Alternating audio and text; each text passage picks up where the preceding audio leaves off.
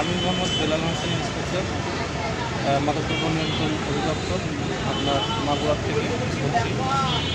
আজকে সময় সকাল 10:30টার দিকে মাদকদ্রব্য নিয়ন্ত্রণ অধিদপ্তরের টিম ক্রাইম রেসপন্সিবিলিটি আয়না মনে মোবাইল কোর্ট পরিচালনা করা হয়। মোবাইল কোর্ট পরিচালনা করার সময়ে ঘটনাস্থল হতে 2জন আসামি গ্রেপ্তার করা হয়। প্যাকেজিং মর্টিন সহ। একজনের নাম হচ্ছে মোহাম্মদ রিপন বিশ্বাস, আরেকজনের নাম হচ্ছে মোহাম্মদ রাসেল শেখ, বয়স একজনের হচ্ছে 30, বয়স হচ্ছে 30, আর আপনার রাসেলের বয়স হচ্ছে 25। এই দুজনকে আপনার দুজন নির্বাহী ম্যাজিস্ট্রেট 3 মাসের বিনাশ্রম কারাদণ্ড 50 টাকা করে অর্থদণ্ড দেন।